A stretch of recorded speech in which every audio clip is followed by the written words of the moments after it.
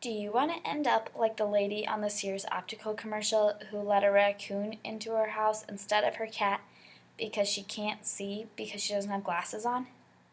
Many people should wear glasses or contacts daily, but don't because they're too much of a hassle. These are the people who would greatly benefit from refractive surgery.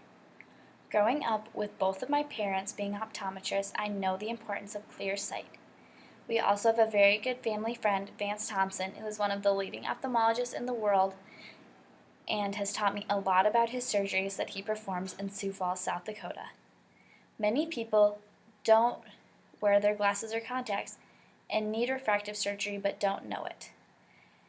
By the end of today, you will be able to decide for yourself what type of refractive surgery you might need in the future. To understand these procedures and techniques, we need to look into each one and see which is best for your eyes. First, we'll be looking at what it is refractive surgery and how it has evolved into a whole new world of high-tech options to help you see without your glasses or contacts. There are a lot of different types of refractive surgery, but first, what is it exactly? Well, refractive surgery is any type of surgery that helps the refractive state of the eye and allows you to see without glasses or contacts. Although there has been a lot of technology advancement in the last few decades, making it called laser vision correction to most ophthalmologists. Laser vision correction, according to Vance Thompson Vision's brochure for laser vision correction, used on June 23rd, states that it involves using a precise, computer-controlled laser to reshape the cornea and allow you to see without glasses or contacts. Now, there are a lot of options for this, so let's look into a few of them. LASIK is the most popular and is done with a laser or by hand. First, there is a flap that is created by either by hand or by laser, and this is removed, and then the excimer laser is used to reshape the cornea, and then the flap is put back into place. There is another type, which is intralasic, which is a completely bladeless approach to laser vision correction. And this is a much safer type and is also more precise because of the laser that controls the flap and then is put back together. Most people return to work within 24 hours of the surgery. According to Mayo Clinic, LASIK is the most popular type of refractive surgery, but since everybody is different, there are all different types of refractive surgery.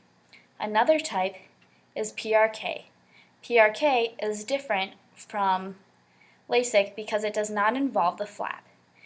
This allows it to be much safer and more controlled because your ophthalmologist removes the tissue on your cornea, and then your cornea is shaped with a laser, and that is done by using a map that is recorded by a computer beforehand and is decided by whether you are nearsighted, farsighted, have an astigmatism, or a combination of the three.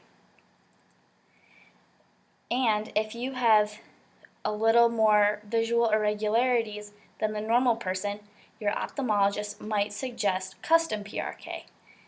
This is when all the visual irregularities in your lens and cornea are taken out by a computer-controlled laser. All of these procedures are done for people from ages 18 to 65, except there are always exceptions to the rule. These procedures also, per eye, cost $1,800 to $2,800, and that depends on how custom the procedure is. Also, that includes surgery as well as post-op. Now, after hearing all of these options, you can decide for yourself what type you would want. First, you need to figure out what type you would want, and then you need to go and talk to your regular optometrist because they know your eyes the best. They can help you decide what type you might need and get you set up with an ophthalmologist that they trust. And then you always want to make sure that you are well informed. So make sure that you know all the benefits and the doubts to each type of surgery before you go into a meeting with your ophthalmologist. Remember, you don't want to be the lady who ends up snuggling with a raccoon in her bed instead of her cat because she can't see.